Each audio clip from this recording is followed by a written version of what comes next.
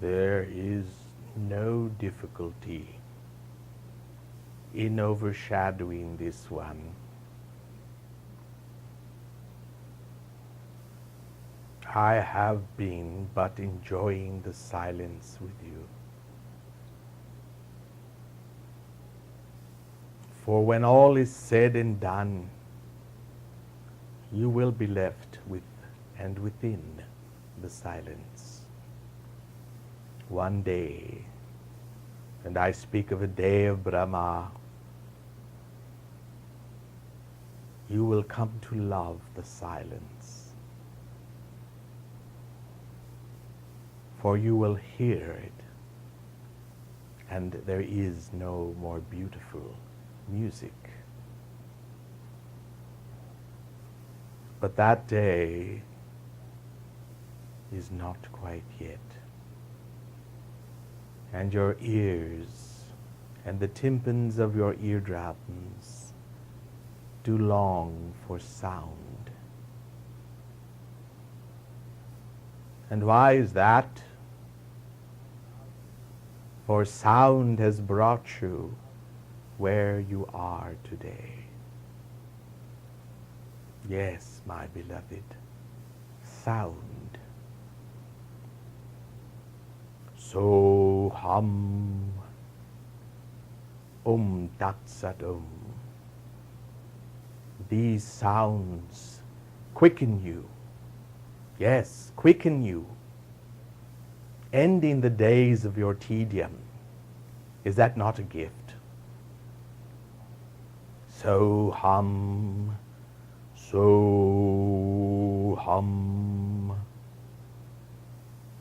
tat sat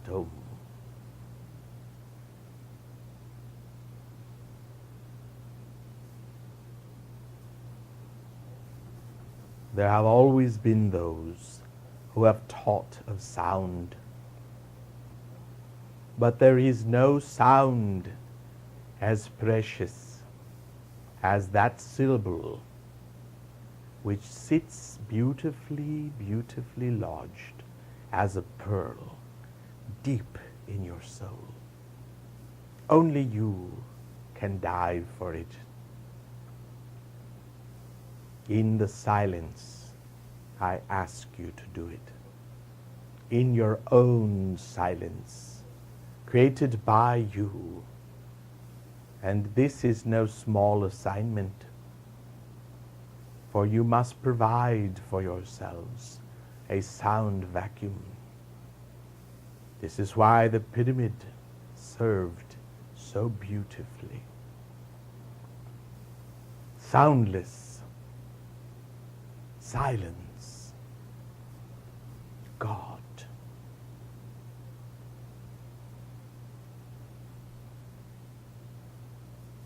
At some point then, create for yourselves an adequate amount of silence, then dive for the pearl of your syllable.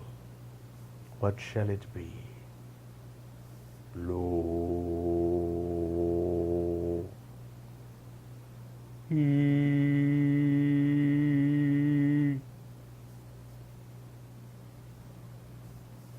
La.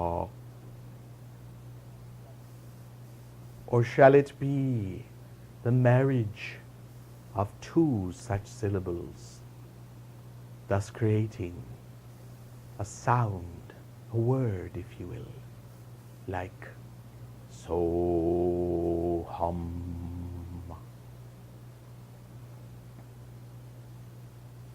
Or four wedded together, tat sat Or several, Namah Shivaya.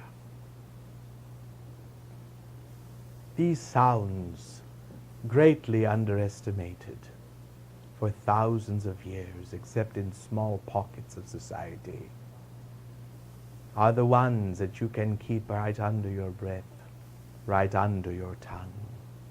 Chant them. Use them. It has been the sound current used by this one whom I overshadow now, that has brought about the healing he has desired. Heal yourselves then with sound. Heal your pockets with sound. At times, beloved, the simplest is the most elusive. Do you wonder now why I brought up the term and subject of gold upon my first speaking? I tell you that that in itself is a mantra of sorts. Yes, to say it, gold, gold, gold, gold, gold, gold, gold. It has interlocking geometric forms that work as a net. Extending from you, the larger the net, the more fish you are likely to catch. Sound, then, is on my mind. You are all sounds to me, and thus a symphony. I am sound to you, and you may know little else about me. But you may know this: the sounds that I have released for lo 5 centuries of your earthly time, to indicate my own self, still work. Serapis Bey will call me, will draw my attention, will ensure my presence. Serapis Bey.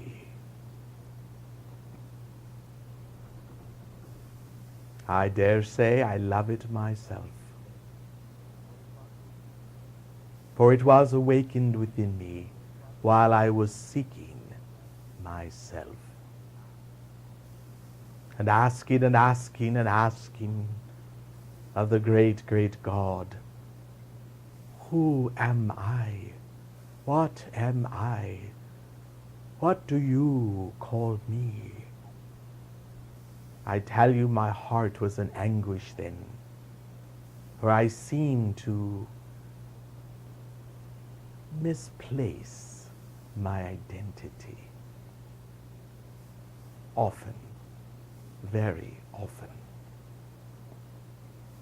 And the great sound that came curdling out of space was as a million voices at once. Serapis Bey, Serapis Bey, Serapis Bey. And I knew it was my sound, my presence, my identity.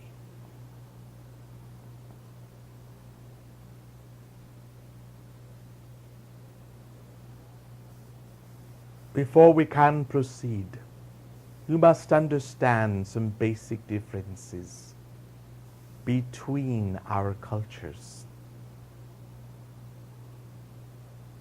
In the Egyptian culture, we prefer to have things quite clearly drawn and understood. I shall give you an example. I ask you now, each one, who is the person that you love the most in your life besides yourself? You should be able to come up with an answer immediately. If not, herein is a place of the fog that must dissipate. What is your favorite color? You should know immediately. What is your favorite food? There should be no, as you say in your language, hemming and hawing about this. What is your favorite garment? What your favorite musical instrument? What your favorite musical melody? What your favorite time of day? What is a favorite part of your body? And whom is your best friend, if not the same as the first? You see, my dear, dear friends, these things we understood clearly. I but suggest that if these areas are not clear for you, you find time in the silence to clear them. How is it you have no answers for these things? They should be on the tip of your tongue.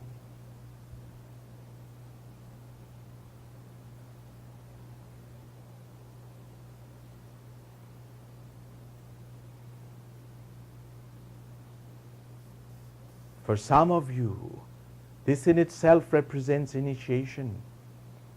For you see, I'm asking you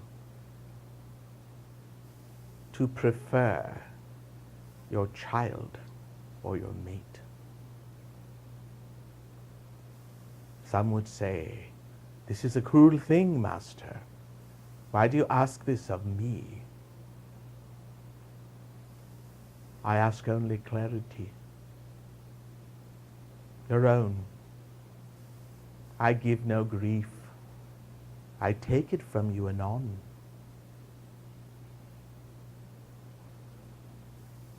My words, my sounds shall touch you in deep places, and that is a certainty.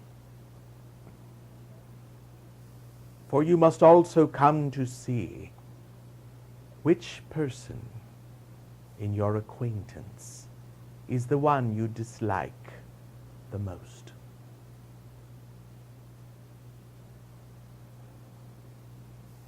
Herein lies a key, and therein lies a treasure.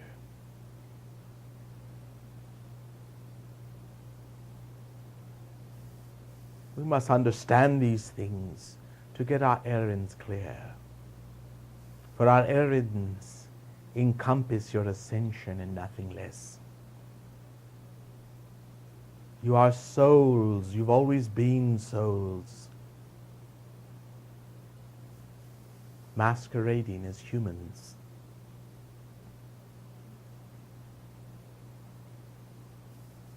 Come to know your true self then. For in the mystery schools of yore, it was required of the initiates no more to leave their families and follow that greater light.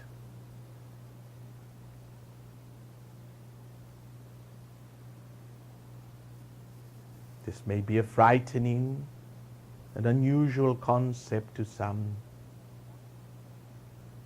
but it causes clarity and brings about a depth of your awareness of yourself, your priorities, and those things you say are your goals. Granted, not all here have stated that their ascension is their goal. But allow me to be a merchant in majesty. Allow me to purvey before you the fairest fabric of all, your ascension in the light. It is the goal of incarnating, isn't it? And there be some wise amongst you that hold your tongue and say, Lord, I listen with great love and respect to your words, but I have reason to believe that I am not here for my ascension alone, but that other missions crisscross before me. And if such be the case, on your head be a blessing. But if you cannot answer me in that way, then you must assume ascension is your right, your goal, your privilege, your future. and come to think of it much, much more often than you do now. And yet even to you who sit calmly and say, Lord, yea, I believe myself to be one of those who have a mission or two to accomplish before my ascension presents itself. Even if you be one of those, I say this to you, that every time you put your attention upon your own ascension, you do shorten the days of your crucifixion. I have come to be known as a master of ascension. Ha! What a lofty title that. I claim it not. Save that I do claim that my centuries have been filled with my efforts to help others reach that beautiful goal, as I myself did reach it. So even you, who think in terms of your little ones, I can't leave them, you say. I can't think of ascension this day. What of this one? What of that? Even you, I say, still shall be better off if you do contemplate the concept of your inevitability, your ascension in the light. For in so doing, you do calibrate yourself at a far, far lovelier pitch. And this radiates itself outward from your lovely aura and blesses all of those you feel are your responsibility. And all are benefited. Yes, all are benefited. You must come to know as well the great power of knowing your fondest, dearest dream. What is it, my dears? What is it? Must you fumble about? Must you fumble in your back pocket for the list you made so long ago? What is your fondest dream? What is your sweetest heart's hope? You should at least know this, and know it constantly. Else why are you here? Spinning wheels, using opportunity, space and time. Oh, my beloved, let us get on with it, shall we? For this purpose have I come, and I am quickening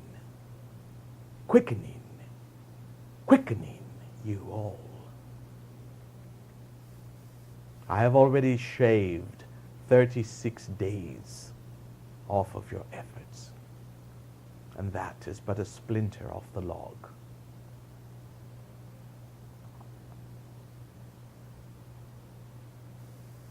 I am that part of you which realizes you have not done the best job, and you turn back and correct it, making it better.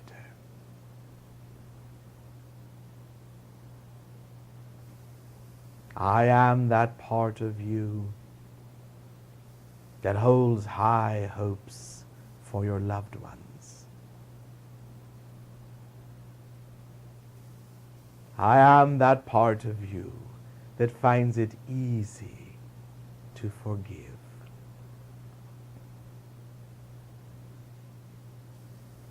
I am that part of you which seeks to hear the voice of God and truly listens for it.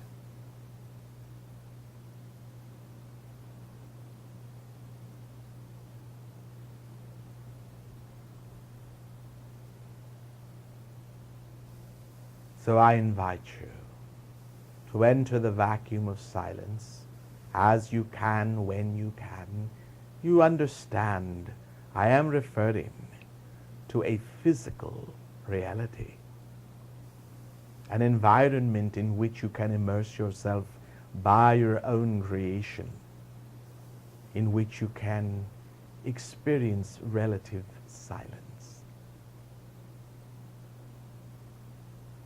And there go deep, my dears, go deep, and seek to know what is your own sacred sound. What syllable, what magic word. I tell you, it is within each one. Find it, polish it, use it, treasure it. It becomes for you a touchstone unto magic. I come not alone this night. Why would I? When I can bring my attendants, my Silpis, my retinue. They stand behind me.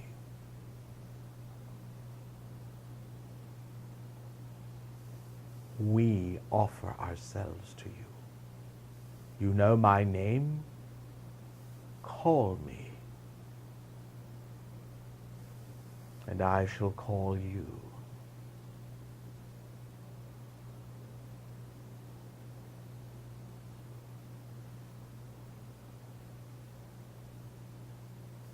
You may call to my attendants as well. I offer them.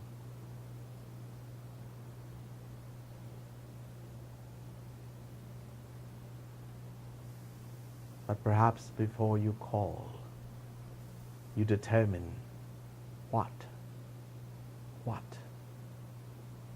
you are truly seeking to bring about. Clarity in issues then. This is the lesson of the night. Which is your favorite relative and which your least favorite? There is no shame in telling the truth. There is shame in ignoring it.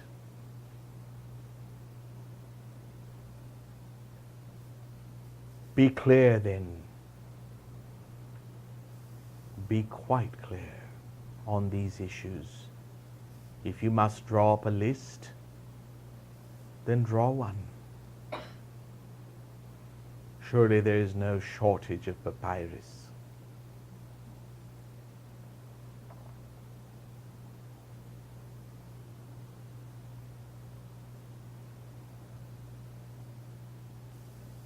I ask you now to join me as we travel in thought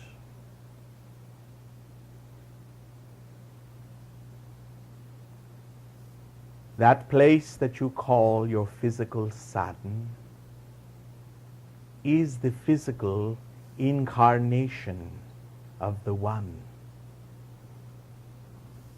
Amun-Ra, Helios, the god of sun. Won't you join me as we go into the very bosom of Helios? Enter the sun, it burns you not. Enter its light. Fear not. Enter the sun. You will find a fiery world indeed, an incarnate being, so great, so vast, that all else fades from your memory if you truly make contact with them. For it is not only Helios, but Vesta, the she-god, and the two are one, and the one is two.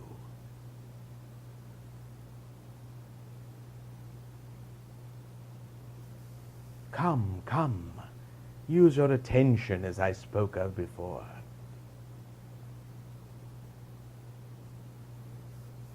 A soul without attention, well trained, is like a ship without a rudder. Hold your attention. Take it into the brightest light, and then cause that to become brighter still. And perhaps you begin to at least move in the direction of this great one. That is his incarnation. He invites us constantly to merge with him. Later civilizations would refer to Egypt scornfully as sun worshippers, as if we were fools. But I say that we brought those dynasties to where we brought them through the sheer grace of this great sun god, Amun-Ra, Helios, Vesta.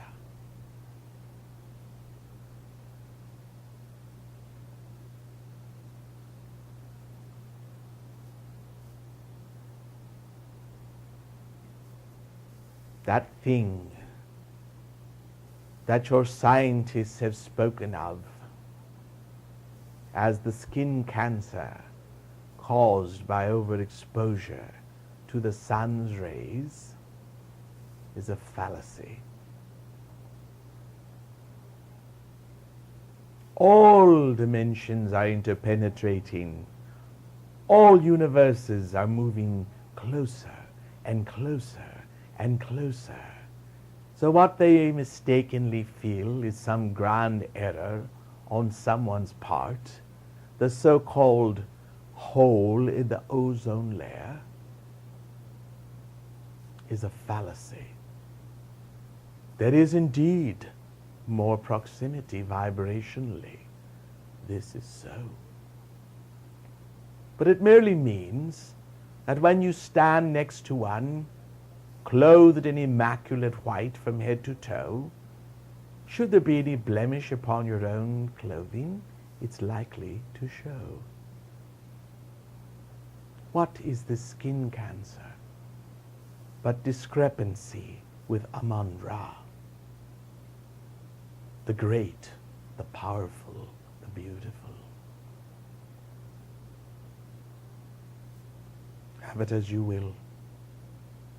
Fear serves no one save those who traffic in it. What you need to know tonight is that this great sun god has already visited you,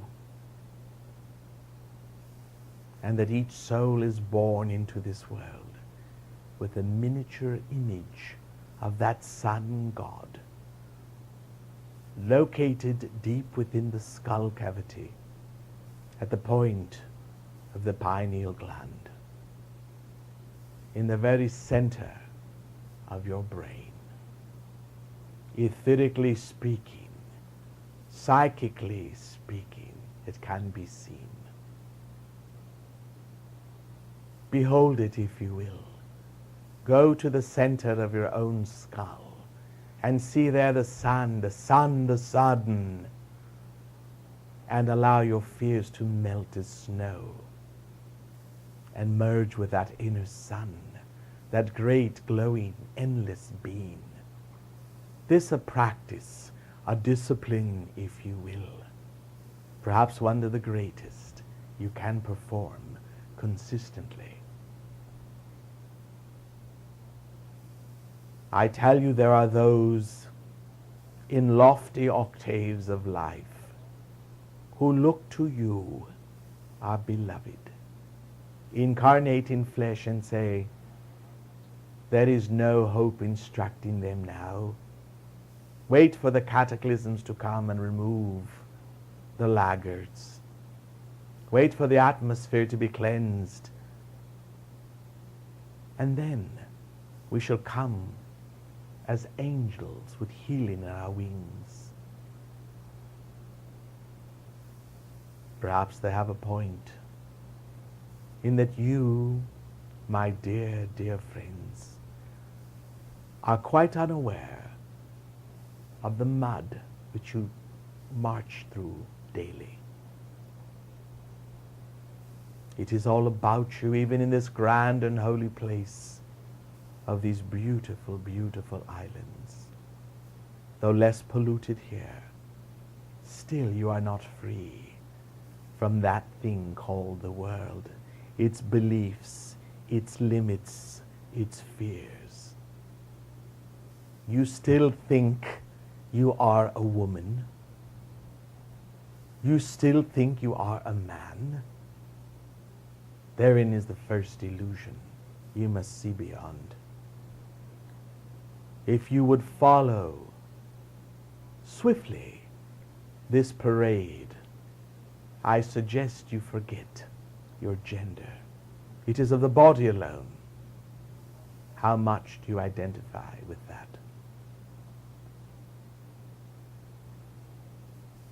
You, who are you?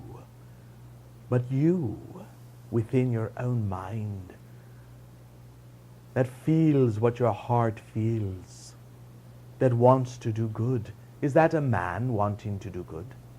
Is that a woman's prerogative? I say drop gender. Drop false identifications and repair to the soul that you have always been. And watch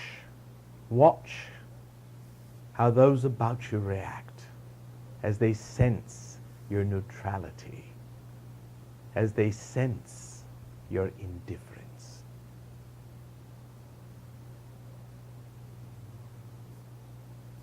It shall be a veil that drops from your sight. More clairvoyant shall you be indeed, to the degree that you can accomplish it.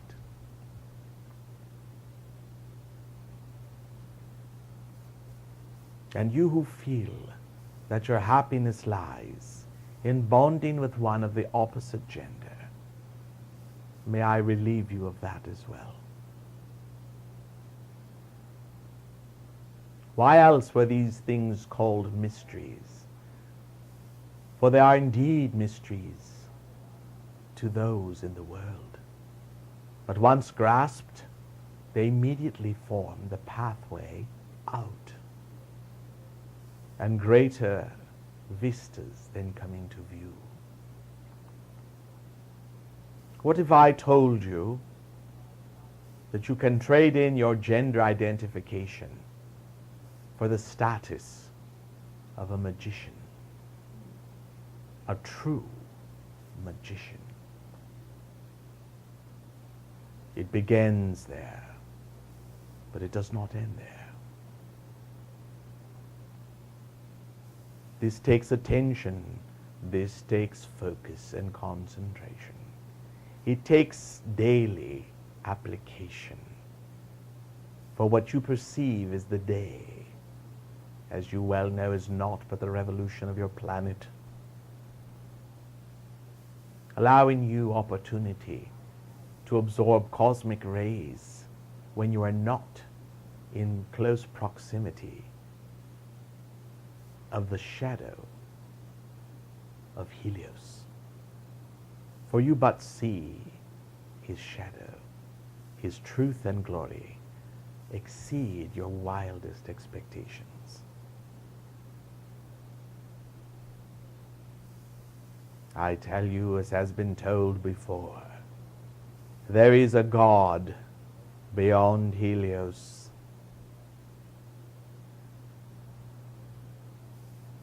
And there is a God beyond that one.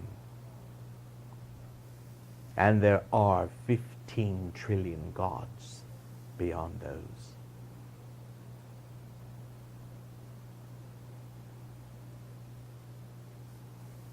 We move humbly, but surely. This was one of the major lessons of the architecture of the pyramids, that they would last the ravages of passing change, which you call time, that they would be there for generations to come, that they would symbolize man's necessity to build wide, broad foundations and reach up to one-pointedness that aims at the pureness of cosmos. What else?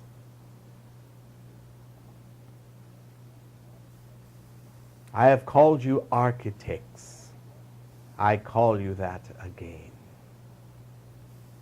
But as I have said, what architect builds without plans, charts, maps, instruments of calculation? And so I come to the heart of my discourse.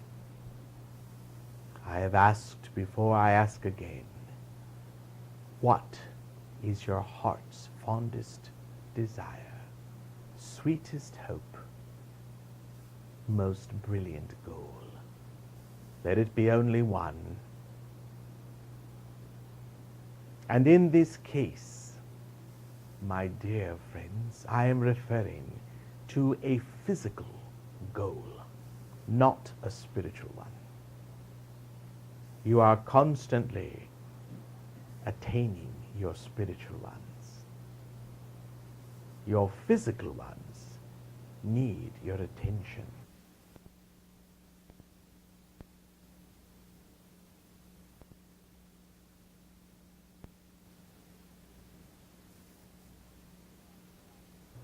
And so I say, distill your most precious earth-plane goal.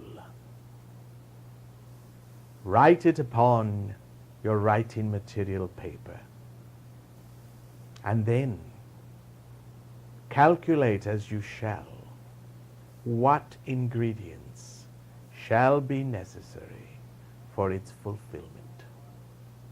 How else can you attain if you know not the price? How can you purchase if you know not what is being asked? Let us move into specific spirals. Let us clarify our minds, hearts, souls, and directions. Yes, my dear, dear friends, I am here to bring clarity. I am here to remind you all of how it slips away in a world that feeds on its absence.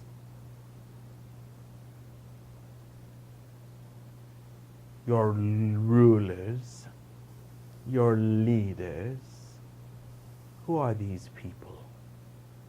And why are they not leading you toward clarity? It is the blind leading the blind, is it not? Be ye therefore the leaders of this generation, instructed by us who have always remained in that high and holy light, only in that others were kind enough to lead us there, for we also were groping.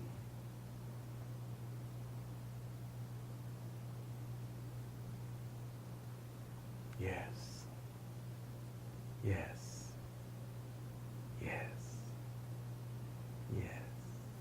Om Dat Sat Om. Sound enlighten you. Sound free you.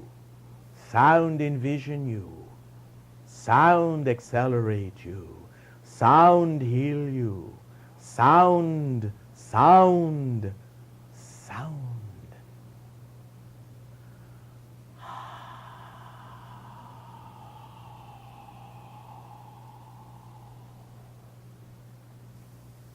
I am and remain your friend of the ages, ever holding the white light of ascension. Serapis Bey. Om Dat Sat Om. Om Dat Sat Om. Om Dat Sat